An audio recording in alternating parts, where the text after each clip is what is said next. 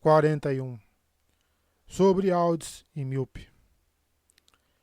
5 anos e meio atrás. Caladinho forçou o caminho para passar pela histérica Laral e cambaleou para dentro da sala de cirurgia. Mesmo depois de anos trabalhando com o pai, a quantidade de sangue na sala foi chocante. Era como se alguém houvesse derramado um balde de tinta vermelho vivo. O odor de carne queimada estava no ar. Lirim trabalhava freneticamente no luminobre Hilir, o filho de Roshoni. Um objeto de aparência cruel, semelhante a uma presa, aflorava do abdômen do jovem, e a parte inferior da sua perna esquerda fora esmagada. Estava ligada ao corpo por uns poucos tendões, fragmentos de ossos aparecendo como juncos das águas de um lago. O próprio luminobre Roshoni jazia em uma mesa lateral, grunhindo, os olhos fechados com força enquanto segurava sua perna, que havia sido perfurada por outra das lanças de osso. Sangue vazava de seu curativo improvisado, fluía pela borda da mesa e pingava no chão, misturando-se com o sangue do filho. Caladinho estacou na porta, boquiaberto. Laral continuava a gritar. Ela agarrou o umbral da porta enquanto vários dos guardas de Roshoni tentavam levá-la embora. Seus lamentos eram desesperados. Faça alguma coisa. Se esforce mais. Ele não pode. Ele estava lá quando aconteceu. Eu não me importo. E me soltem. As frases misturadas viraram uivos. Os guardas finalmente a levaram. Caladinho, chamou seu pai, ríspido. Preciso de você. Levada a mover-se pelo choque, Caladinho entrou na sala, lavando as mãos e depois recolhendo bandagens do armário, pisando em sangue. Viu de relance o rosto de Hilir. Grande parte da pele do lado direito havia sido arrancada. A pálpebra se fora. O olho azul fora cortado na frente, esvaziado como a casca de uma uva amassada para fazer vinho. Caladinho apressou-se em levar as bandagens ao pai. Sua mãe apareceu na porta um momento depois, com Tien logo atrás. Ela levou a mão à boca, então puxou Tien para longe. Ele cambaleou, parecendo tonto. Ela voltou um momento depois sem ele. Água, Caladinho, gritou Lirim. Resina, vá pegar mais. Rápido. Sua mãe apressou-se em ajudar, embora já não acostumasse auxiliar na cirurgia. Suas mãos tremiam enquanto ele pegava um dos baldes e corria para fora.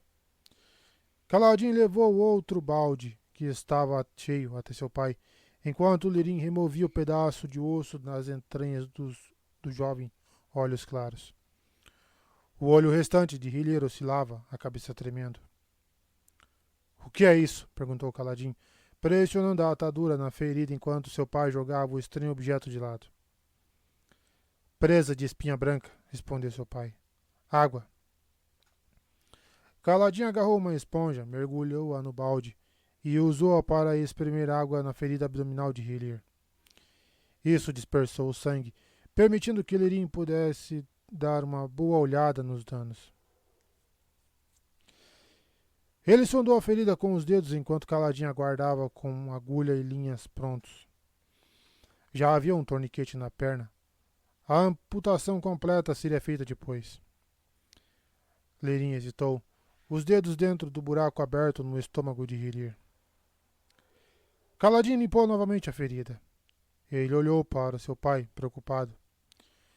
Lirim afastou os dedos e caminhou até o luminobre Roshoni. Bandagens, Caladinho, ordenou ele secamente.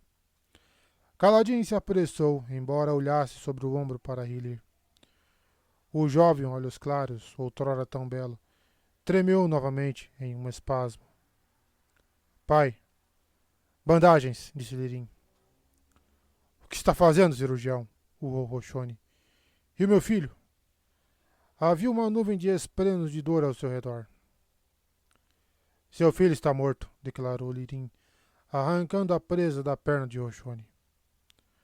O olhos claros soltou um berro de agonia, embora Caladinho não pudesse dizer se foi por causa da presa ou do seu filho. Roshoni travou o maxilar enquanto Caladinho pressionava o curativo na sua perna. Lirim mergulhou as mãos no balde d'água, então rapidamente limpou as com seiva de erva-botão para espantar os esprenos de decomposição. Meu filho não está morto, rosnou Roxone. Posso vê-lo se movendo. Cuide dele, cirurgião. Caladinho, pegue a água estuporante, ordenou Lirim, com a agulha de costura na mão. Caladinho foi rapidamente aos fundos da sala, pisando na poça de sangue, e abriu o armário mais afastado. Pegou um pequeno frasco de líquido transparente. O que está fazendo? Urrou Roxone, tentando se sentar. Olhe para o meu filho, pelo Todo-Poderoso no céu. Olhe para ele. Caladinho virou-se, hesitante, fazendo uma pausa enquanto derramava água estuporante em uma atadura. Hiller estava tendo espasmos mais violentos. Eu trabalho de acordo com 3 diretrizes, Roxone, disse Lirim, fazendo força para pressionar os olhos claros contra a mesa. As diretrizes que todo cirurgião usa ao escolher entre 2 pacientes. Se as feridas são iguais, trate primeiro o mais jovem.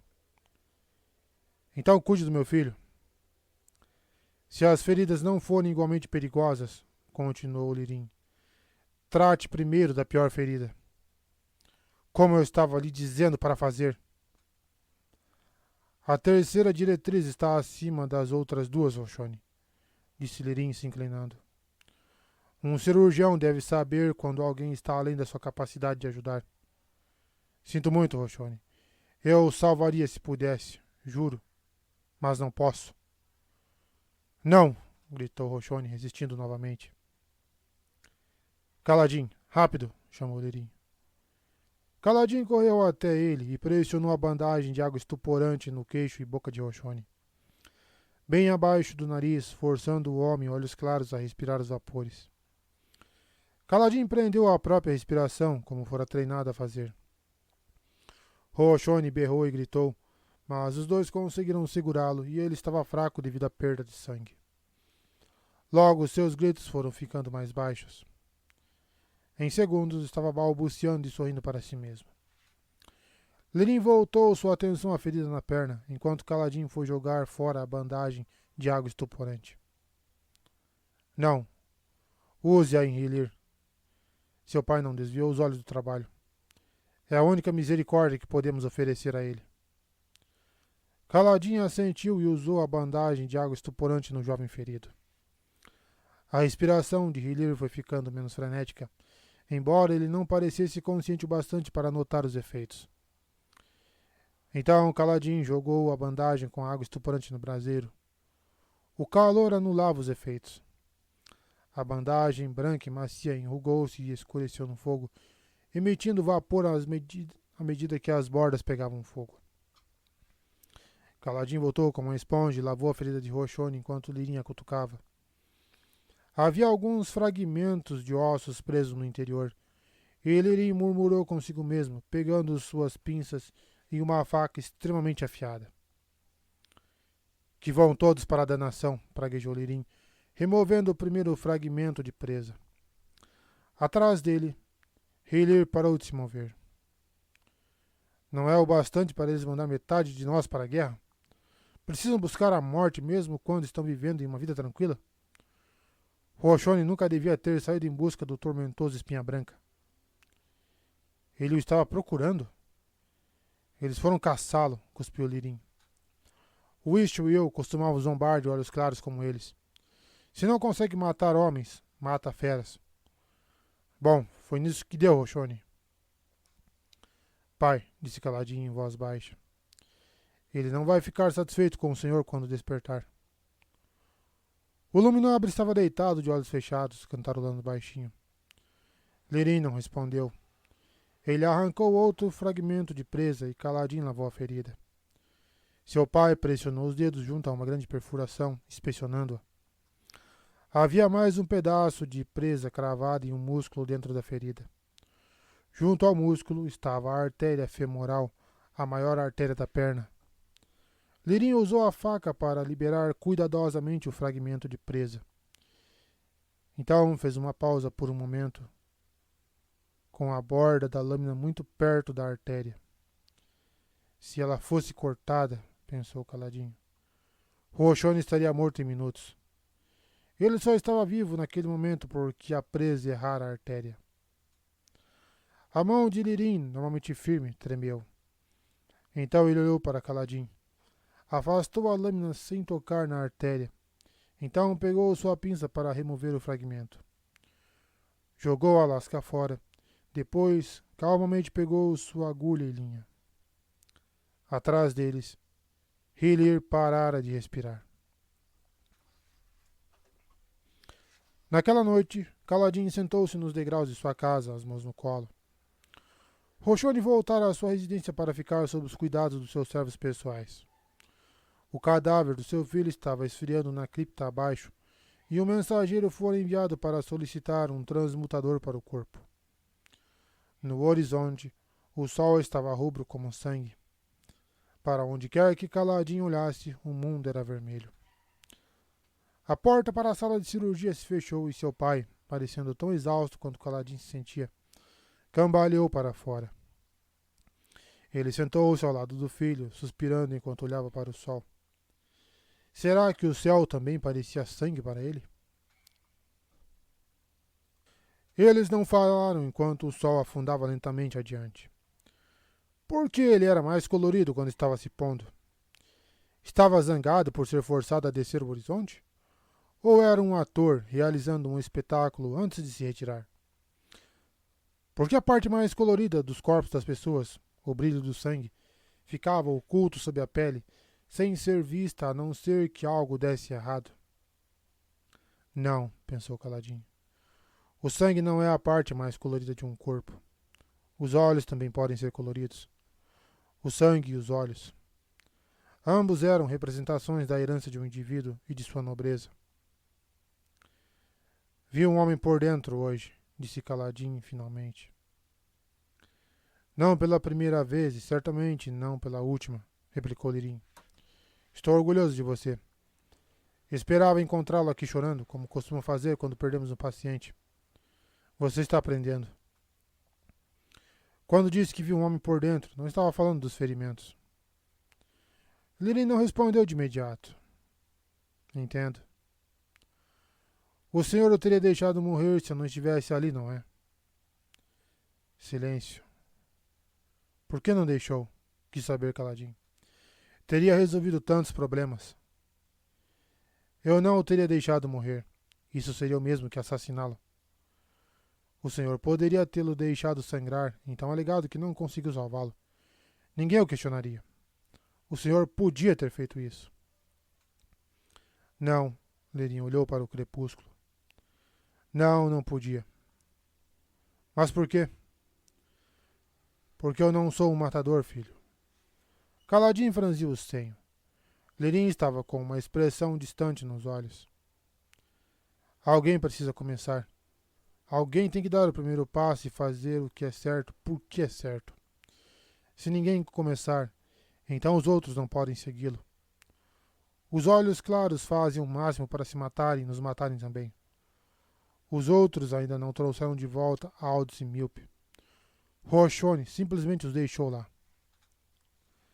Aldous e Milpe, 2 habitantes da cidade, estavam na caçada, mas não voltaram com o grupo que trouxe os 2 olhos claros feridos.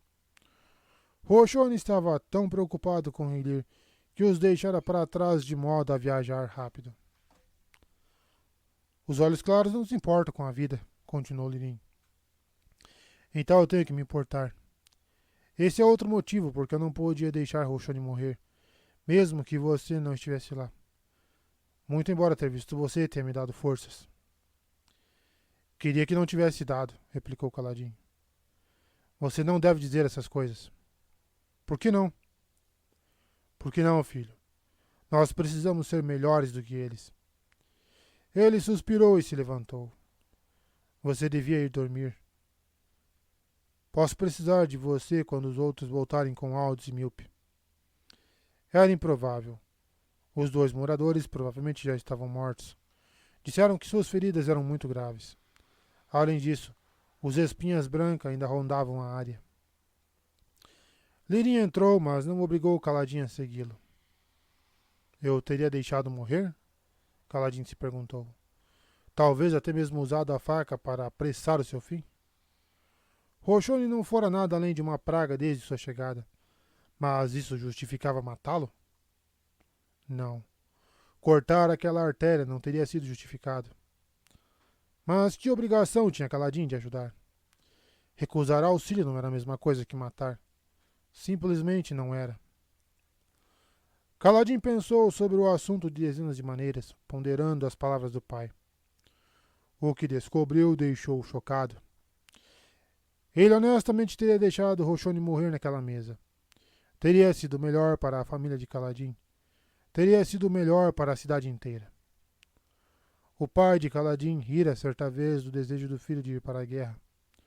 De fato, agora que Kaladin havia decidido que se tornaria cirurgião nos seus próprios termos, seus pensamentos e ações dos anos anteriores pareciam-lhe infantis. Mas Lirin considerava Kaladin capaz de matar. Você mal consegue pisar em um caranguejo sem sentir culpa, filho, dissera ele. Enfiar sua lança em um homem não é nem de longe tão fácil quanto você parece pensar. Mas seu pai estava errado. Era uma revelação incrível e assustadora. Não era uma fantasia sobre a glória da batalha. Era real. Naquele momento, Kaladin soube que ele conseguiria matar se fosse necessário. Algumas pessoas, como um dedo necrosado ou uma perna despedaçada, além de qualquer reparo, simplesmente precisavam ser removidas.